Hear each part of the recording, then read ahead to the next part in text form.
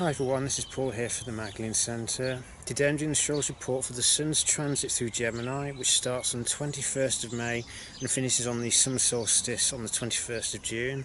I'll be outlining some of the key themes taking place during this transit, along with certain key dates where the Sun's aspecting other planets.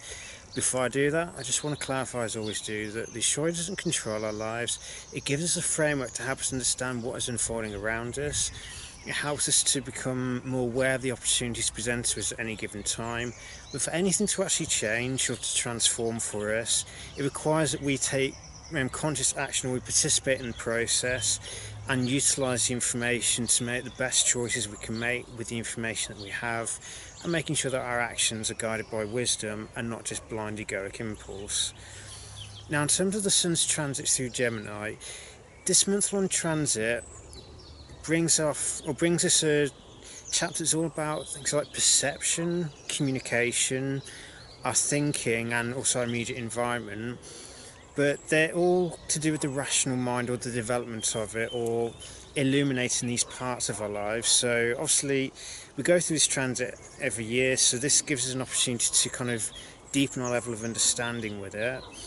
So when the Sun's transiting through Gemini, it gives us an opportunity to pay close attention to the way we communicate with other people, the way we perceive our environment, and also the level of mental openness, if you like, to new concepts. Are we open to new ideas that challenge our current understanding, and are we prepared to entertain points of view that are completely opposite to the ones that we hold? Or are we rigid and dogmatic about how we see things? Are we reluctant to embrace any new information which threatens our current understanding or makes us feel threatened because we've based a sense of identity around certain concepts? And are we willing to let go of them? So with Gemini, it's all about that perception. It's the gathering of information and seeking to understand the world, to try to piece together different bits of information into a coherent picture. So Gemini is about the capacity to take information on board and make logical sense with it, or analyse it, pull it apart and weave it back together to try and understand how everything is interrelated. But for the highest level of Gemini to be manifest, we have to be willing to be completely neutral, open to new ideas, so we don't become attached to any one point of view over another. And it's through bringing different points of view together that we see things more clearly as they are. But the highest point of Gemini is actually learning about being present. So with Gemini being such a mental sign, one of the things that we're all that we all tend to do is we get absorbed in our own thinking, or we're thinking about everything around us and therefore we're not actually present. So one of the things, or the main thing that we need to learn during the Sun's transit through Gemini, is to learn to separate our sense of self from our thoughts and to learn to be present in the moment, so we see reality as it is, not how we think it is. So it's moving beyond just the mental models in our head and seeking to quiet the mind to the point of stillness where we can see things as they are. In other words, it's learning to be present in our lives. It's all well and good being able to label everything, or to have the capacity to know what one object is and what another is, but at the end of the day they are just labels. It's not the essence of the object. So in order for us to see objects clearly, we have to move beyond labels, beyond the need to try and mentally or intellectually analyse everything, and instead learn to just be in the moment and see everything for what it is, not how we think it is or how we think it should be. So one of the key things for us all to learn during this period is to not identify too closely with our thoughts, because our thoughts don't necessarily reflect reality as it is. They're usually based on old conditioning. And it's also about learning to be open to new concepts. So the conversation or the communication element of Gemini is all about overcoming perceptual biases. So usually we end up just talking about things that aren't that important, as it were, but conversation done in a conscious manner can be used to help us recognise where we have limiting beliefs or limiting perceptions, and where we're not seeing things as they are, we're seeing them through a biased perception. Because none of us see reality, or every part of reality, exactly as it is, but some of us see some areas with perfect clarity, and others see other areas of perfect clarity where we may have a certain bias in our perception. And by speaking our truth as best we know it, or speaking our current understanding to other people, and seeking to be as honest in our communication as possible, but also being open to what other people have to say and being able to entertain the other person's ideas without deciding straight off that they're absolute truth. This allows us to open our minds or push the boundaries of perception beyond just our mental models and into the present moment, whereby the mental model of the world in our head that we live in is aligned with the world as it is. And the only place that we can truly experience that directly is in the present moment, i.e. be here now. So this is the end goal for the Sun's transit through Gemini. The more we work on moving beyond thinking and seeking to live in the present moment, the more clearly we see reality as it is, and the less we get triggered by new information, as it were, because we're no longer taking it personally, because it's not about our personal worldview, it's about what is truth, what is illusion, and what will enable us to see the world more clearly than we already do. Now, in terms of the aspects to the Sun during this period, the first one is on the 21st of May. This is the Mercury will enter Gemini on the same day as the Sun does, and they will conjunct one another in Gemini. So this is an opportunity to illuminate the intellect. Mercury is the ruler of Gemini, so Mercury is particularly strong here. And this Mercury's transit through Gemini will dominate for about 3 weeks of the Sun's transit through Gemini. So during this period, we have an opportunity, or when this aspect is exact on the 21st, we have this opportunity to illuminate the rational mind and seek to make sure that we're not basing our identity on who we think we are. It's illuminating the intellect and recognizing it's just a tool to help us understand the physical world around us, but it has its inherent limits. It isn't reality as a whole. It's just a tool to help us understand reality.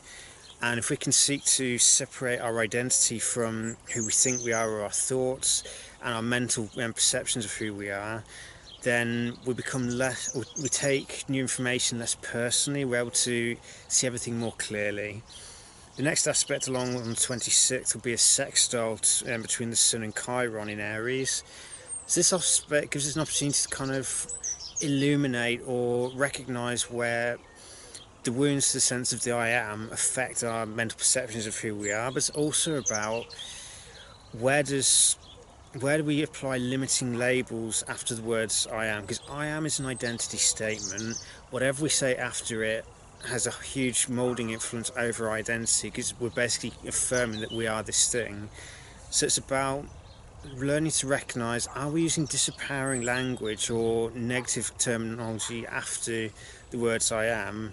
And it's learning to rewire it, so seek to use more empowering language after it in order to move beyond limiting beliefs of who we are, or limiting perceptions of who we are, and to overcome any fear of taking action or asserting ourselves. Because if we fear taking any action, we can't make anything new happen in our life, no matter how much we may feel an inner pull towards it. The next aspect along will be on the 3rd of June. This is the new moon in Gemini. So this gives us an opportunity to set new intentions in areas like seeing things more clearly, being more open to new information. It's about seeking to be more honest and tactful within our communications. So when we're speaking truth, it's important that we do it in a loving and compassionate way as well, because otherwise truth on its own isn't enough. If we can tell someone the truth in a very harsh way, which is very destructive and causes pain, or we can set to the same truth in a loving and compassionate manner that allows the other person to more readily accept the information or truth that we're presenting to them. So part of it is about how we communicate with one another, and seeking to be more kind and considerate in our communication, and be more open and honest with how we see things. And next aspect along will be on the 10th. So this is when the sun, so it'll be on the 9th. So the sun will be in a square to Neptune. So this aspect, it gives us an opportunity to work on being open to kind of the spiritual side of life, or the non-rational. So with the sun square to Neptune, it's about remembering the spiritual side, because when the sun's going through Gemini, it's all focusing on the left brain or the rational side, but we also have the right side, and in order for us to maximize our perception, we have to move just beyond logic and mental reasoning and embrace intuition and psychic sensitivity as well, because it's when the left and right brain functions are brought together and inform and complement one another that our level of understanding, our level of perception, and our ability to see truth is maximized. So it's about remembering to incorporate or embrace information coming from the intuition as well, and to remember to embrace compassion, psychic sensitivity, and unconditional love into who we are. The next day, the sun will be inconjunct, will have the inconjunct to Jupiter and a square to Saturn on the same day. So inconjunct to Saturn and opposition to Jupiter, my bad. So this aspect, or these two aspects together, symbolise, with the opposition to Jupiter, it's the midpoint of the Jupiter retrograde as well. So this is a time when we may feel a sudden burst or release of all that energy that's been pent up, because all that expansive energy has been turned inwards. Whilst inconjunct to Saturn is a reminder that as much as we may want to do things immediately, or we may have that desire to make things happen as fast as possible, Saturn counsels against that and reminds us of the importance of having the discipline to stay true to the natural process, to stay in alignment with natural laws, and to make sure that we seek to be honest in all things that we do, and have the necessary discipline to avoid being distracted by things which don't actually serve us. They just seem like a good thing to do, or seem like it might be fun, but it's not worth doing it really. And as I've said, with the opposition to Jupiter, this is also about bringing in or seeking to incorporate a higher understanding, but it's also about working on looking at the amount of faith and belief we have in ourselves, and our capacity to embrace higher understanding or higher vision, and allow that to guide us rather than sticking rigidly to our own beliefs. So part of this time may be about shedding beliefs that don't actually serve us, and replacing it with beliefs that allow us to expand our sense of self-identity without inflating the ego in the process. And it's about understanding our place within the cosmos and having the humility to recognise that, as important as we are in our own way, we're just one of 7 billion of the souls or so on the Earth, or however the huge Earth's population is getting now. We're just one person, and we're no more important than anyone else. Each person is equally important, but none of us are that important in the grand scheme of things. It's having that humility to recognise that there's no point being judgmental or arrogant about things. We don't need to inflate our sense of self. It's possible to be completely self-assured, to have major zest for life, optimism, and faith in our capacity to do things without inflating our ego or trying to preach to other people. And on the 13th, we'll have the Sun forming an inconjunct to Pluto. So this aspect is an opportunity for us to look at our shadow side, if you like, or to illuminate it a bit, and to look at our deeper power drives, or our true motivations for doing things. So it's about being honest with ourselves about our shadow side and overcoming any power trips that we may typically engage in, so that we don't try to seek control over other people. It's about understanding that the true power lies within us, and it requires discipline and humility in order to connect with it, and it requires an adherence to the natural laws to avoid reaping karma for it. If we want to be truly empowered, we have to break free of conditioning. We have to deactivate the internal triggers to shift the old out of our lives and clear space for the new, and this then enables us to shine our light better, to be our authentic selves, and to focus on building things which are right for who we are. The final aspect will be on the 18th. This will be the full moon in Sagittarius. So this is an opportunity to balance the rational mind and the immediate environment aspect of the mind with the right mind, or the intuitive and the holistic side, so the side that sees the big picture versus the microcosm. So it's about looking at how well we balance, understanding the microcosm and the macrocosm and how the two fit together. Are we able to be open to new experiences which challenge our underlying assumptions in life and challenge our worldview? Are we able to question our own beliefs and jettison the ones which don't serve us?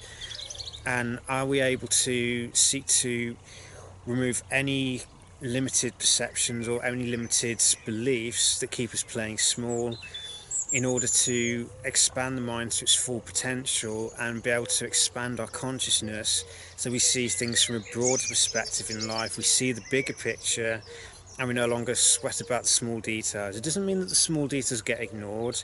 It's about perspective.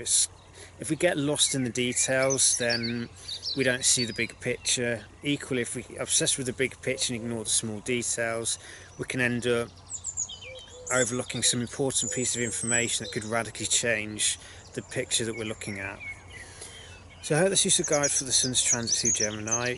As I said before, the main thing to focus on during this particular transit is learning to move beyond the need to mentally analyse everything or see everything by its labels, and instead move beyond that and learn to live in the present moment, to perceive things as they are, so have that raw perception where everything comes in through our senses unfiltered by limiting perceptions. And this can only happen if we learn to live in the present moment, to slow down, to breathe, to not get caught up in our thoughts, and learn to be physically present in the here and now will allow us to maximise our learning from Gemini, because the key challenge is learning to be in the present moment and to allow things to unfold as it naturally should, and let things happen in their own natural timing, rather than mentally worrying about the timing of everything and trying to make things happen outside of natural timing. It's learning to calm down, be present, move beyond our thoughts, and live in the present moment, and live in appreciation for what we have in our life already, rather than constantly thinking about the past or future as a means for the ego to avoid the present moment, where the ego loses all its power. So may the Sun's transit through Gemini bring you much insight and many new lessons and growth for you. Take care, be blessed.